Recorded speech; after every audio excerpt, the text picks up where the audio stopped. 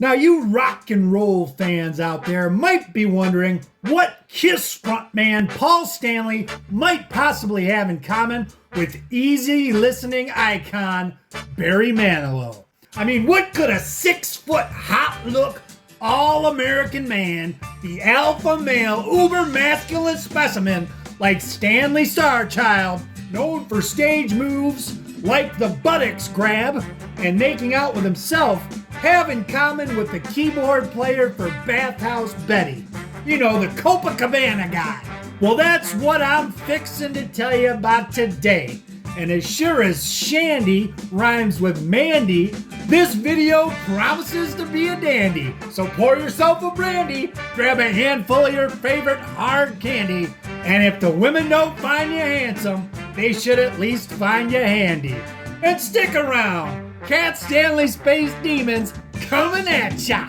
When most music fans think of Barry Manilow, they probably think of his 70s and early 80s adult contemporary dynasty, which included 51 top 40 singles, 13 of which went to #1, including the easy listening classics I Write the Songs, Looks Like We Made It, and Mandy.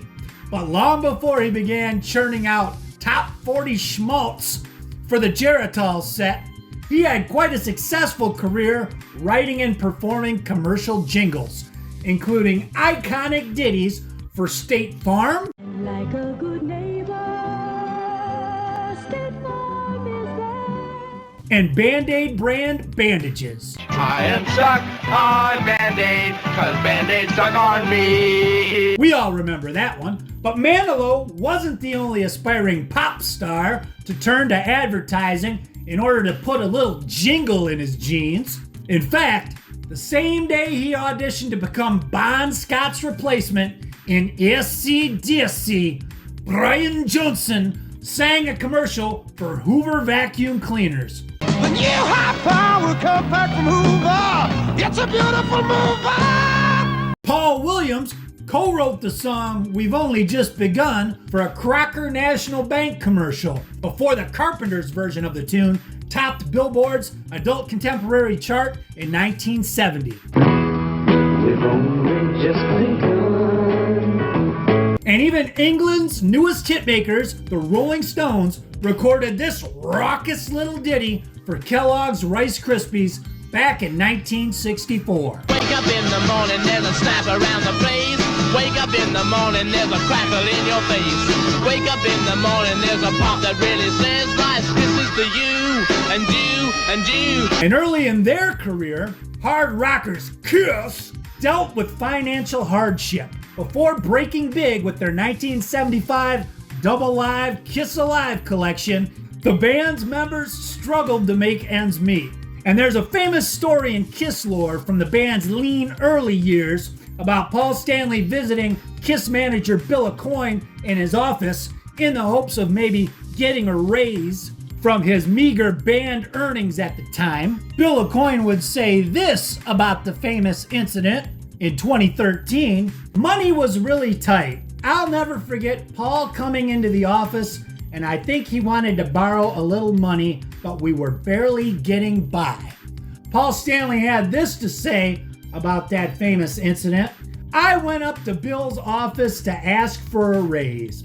I was making $60 a week and wanted a $5 raise. I sat down with him and we started talking. While we were talking, I saw that he had a hole in his sweater, which was taped from the inside. From the hole in Bill's sweater to the hole in his shoe, it was clear to me that this was not the right time to ask for more money." And then he laughed. "I was thinking he was the big dog, and then I realized he's in the same boat we are." So the band were always on the lookout in those early days for ways to supplement their modest income from the Kiss Corporation. Early in our career, Kiss recorded a commercial for a music tape and record store chain in Ohio called Mr. T's. Paul Stanley would add in 2013, "It was an opportunity to make some quick cash and do a commercial for a radio campaign. It was a song called Mr. T. And then he went on to recite the song's lyrics, which go, Mr. T, Mr. T, you gave me music, Mr. T, Mr. T, you gave me love. Reminds me an awful lot of the Mr. Clean jingle. Remember, Mr. Clean, na na na na na na na. Or as Larry David used to sing, Mr. Spleen. Got a terrific penis. I could donate a penis. I got good spleen. Excellent spleen.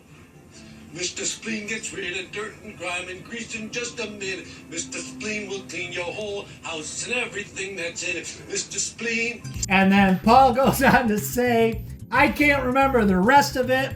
And then he laughed.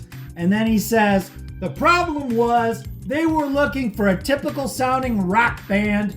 And he laughed again and he says, and they didn't think we fit the bill, so we didn't get the gig. Later during the mid-70s, Paul and I sang on an AMC truck commercial. Gene Simmons added in 2013, and the lyrics to that AMC commercial went something like, Buyer protection and economy, the hot cars from AMC. Gene Simmons goes on to say that Howard Marks had a radio jingle company and he had no relationship with Kiss in those days, except he shared office space with our manager, Bill Aucoin. And Paul Stanley would add, in 2013, he said, unlike the Mr. T commercial, the AMC truck ad was accepted and aired on the radio. I would hear it on the radio, I'd be driving in my car sometimes and go, why is my ear suddenly tuned to the radio? And I go, oh my God, that's me. And then he laughed. He says, it sounded like the Marines singing. Very, very masculine, boisterous, jubilant, and sure about these hot cars of AMC. Okay, so it sounds like I read that one wrong. It must have been something like, fire protection and economy, the hot cars from AMC. You gotta kind of stomp your feet, clap your hands, stomp your feet, clap your hands. Fire protection and economy, the hot cars from AMC. Fire protection from economy, a protection man, Mr. Spleen, Mr. Spleen. The hot cars from AMC. And then Paul wraps it up by saying, that was a buyout. We did it, got a couple of bucks, and it was over. And Gene Simmons goes on to say that they loved the process. They loved being in the recording studio. Not as much as playing live, but he says it was a lot of fun. It was larger than life to do those commercials. And he said it was like you're not only in a band, but you're wanted by AMC trucks. We want you. We want your voices. It was a validation.